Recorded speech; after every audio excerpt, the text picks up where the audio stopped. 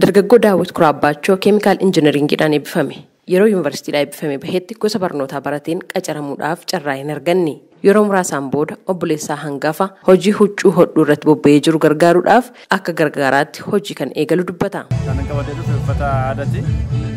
Kan oomishu uffata aadaa kan oomishunumaa kan oomishunas maganaanyaa gabaa shoolaa kan immoo gabaa arguu nama. Manichi kan obboleessa kooti isa gargaaraadhaan mana barumsaa innis barannee digirii qabna. Garuu kan baranneen haala jiruun waan hojii argachuu waan danda'amneef gara hojii kanaatti deemnee faayidaan isaa bal'aadha. Ani caarraa kan argadheef malee caarraa kan argateef bilis hojjetaadha maal. Garuu namoonni kaanis caarraa kana waan arganneef mana kan ta'an jiru. Caarraa haala amma biyya keenya keessa jiruun caarraa uummatanii hojjechuudhaaf xiqqoon ulfaata. Birookiraasiin jirullee ulfaata waan ta'eef malee already hojiin akka dhuunfaa waan hojii akka dhuunfaan jiru waa jedhansaadha. Daawit magaalaa Finfinnee bakka gabaa Harbuu jedhamutti obboleessaa waliin uffata aadaa Oromoo hodhuu erga eegalee waggaa 3 ta'eera. Maashoo Abdulqaadir yeroodhaa gara yerootti yeroo ayyaanaas ta'e sagantaalee adda addaa daran barbaadamaa kan dhufe uffata aadaa Oromoo haala ammayyaadhaan qopheessuu irratti argama. Hojii kana kan jalqabe ani waggaa 15 dura innaa barachaa tumaan barnoota kiyya aadaa tiyyatu na eegalsiise. Aadaa tiyya isima bira taa'aa isima bira barachaa isitu mana aadaa qabaa isi bira hojjechaa achuma karaa hojii kanaa seenee jechuudha. Meeshaa aadaa kanneen akka gorii, xuuxoo, boraatii, bukkee urgoo, jaayii bakka meeshaa aadaa waan jedhamu hundaa hin hojjedhaa. Maashoon gosa barnootaa Applied Saayinsiidhaan digirii jalqabaan akka eebbifamellee dubbata. Of danda'ee hojii kiyya jedhee hojii kana erga eegalee garuu waggaa 1 ta'eera. Gara mallaqaatti jijjiiruun jechuun yeroo yoo kennaniif hojjetan wanta kana baay'ee mallaqaanis ta'ee hundaanuu hojii akkuma hojii kamiititti hojjetuu hin danda'anii waan namarraa deemuuf illee wanti nama yaachisu hin qabu fudhatamaa ta'e waan ta'eef nama biratti akka barbaadanitti hojjechuu hin danda'anii jechuun sa'aatii barbaadametti sa'aatiilee nama hin gaafatu waan ta'eef sa'aatii magatta'anitti ta'anii hojjechuu hin danda'anii jechuudha. Erga of dandeesse waggaa gamtaateetti? Waggaa 1 amma. Waggaa 1 kaapitaalli kee fa'aa beektaa? Kaapitaalli kiyyaa 500 ol.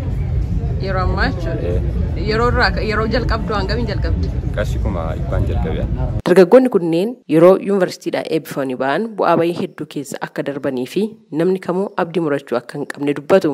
Baazaariin daldalaa maamiltoota horachuu keessatti waltajjii murteessaadha jechuudhaan dubbatanii. Fakkeenyaaf amma baazaariin kun kan dhiyaatu magaalaa Finfinneetti haa ta'u malee baazaariin kan daawwatamu jiraatota naannawaa biyya kanaatti hundaan.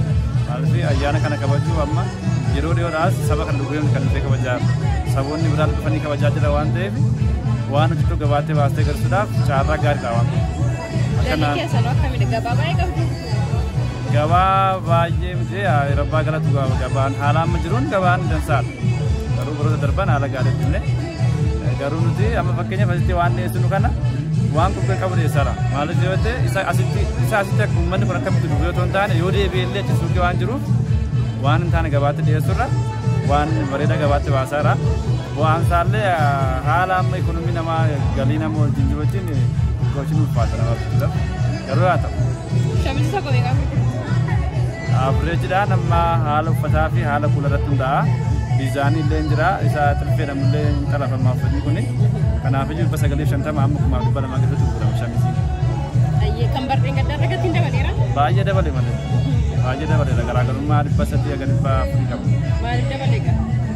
Tokkoffaa haala gabaa jiru wanti hundumtuu waan dabaleef uffanni illee dabaleera amma gabaa irratti.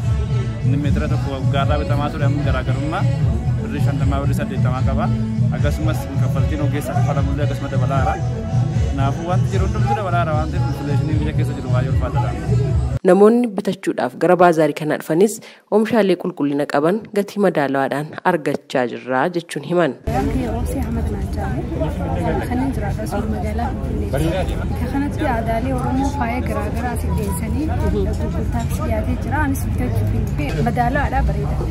Waqtii ayyaannii fi akkasumas sagantaaleen garaagaraa baay'atan gabaan isaanii kan dabaluu fi hedduminaan kan barbaadaman huccuu aadaa irratti kan hojjechaa jiran dargaggoonni kunneen bakka har'a jiran ga'uudhaaf bu'aa bayii hedduutu ture jechuun dargaggoonnis wantoota naannoo isaaniitti argaman qorachuudhaan gara carraatti jijjiiruun madda galii isaanii akka taasifataniif cimanii hojjechuu qabu jechuudhaan dhaamanii.